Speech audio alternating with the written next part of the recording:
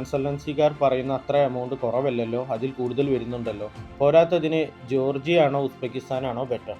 അതായത് ഇന്നലെ നടന്ന റീസെൻ്റ്ലി വെബിനാറിനകത്ത് ഒരു പാരൻറ്റ് ചോദിച്ചിരിക്കുന്ന ഒരു ക്വസ്റ്റ്യൻ ആണ്.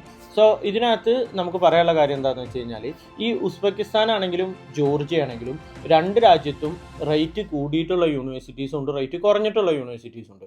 നിങ്ങളധികം ശ്രദ്ധിക്കാത്തൊരു കാര്യം ഞാൻ പറഞ്ഞുതരാം. അതായത് ഈ ജോർജിയയിൽ തന്നെ 1-2 യൂണിവേഴ്സിറ്റീസ് ഉണ്ട്, ഇവിടുത്തെ ഗവൺമെൻറ് യൂണിവേഴ്സിറ്റികൾ തന്നെ ഉണ്ട്.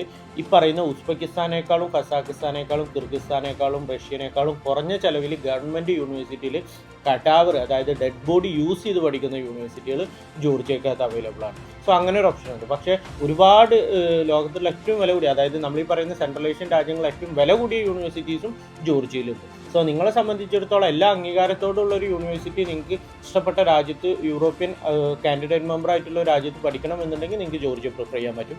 പിന്നെ ഉസ്ബെക്കിസ്ഥാനിൽ നിങ്ങൾ എങ്ങനെ MBBS പഠിക്കുകയാണെന്നുണ്ടെങ്കിൽ നമുക്ക് ഒത്തിരി സ്റ്റുഡൻസ് അവിടെ ഉണ്ട്. ഞാൻ തന്നെ ലാസ്റ്റ് ഇയർ 50+ സ്റ്റുഡൻസിന് അഡ്മിഷൻ ചെയ്തിട്ടുണ്ട്. സോ ഉസ്ബെക്കിസ്ഥാനിൻ്റെ ഒരു സംഗതി എന്താണെന്ന് വെച്ച് കഴിഞ്ഞാൽ, അവിടെ നിങ്ങൾ എക്സ്പെൻസ് എന്ന് പറഞ്ഞു കഴിഞ്ഞാൽ നിങ്ങൾക്ക് ഏത് കൺസൾട്ടൻസി ആണോ ഫുഡ് ഹോസ്റ്റൽ അവൈലബിൾ ആക്കി തരുന്നത് അതിനനുസരിച്ചിരിക്കും നിങ്ങൾ അവിടുത്തെ ഒരു ക്വാളിറ്റി ഉണ്ടാവുന്നത്. പിന്നെ യൂണിവേഴ്സിറ്റി നല്ലത് പ്രിഫർ ചെയ്യാൻ വേണ്ടിയിട്ട് ചൂസ് ചെയ്യുക.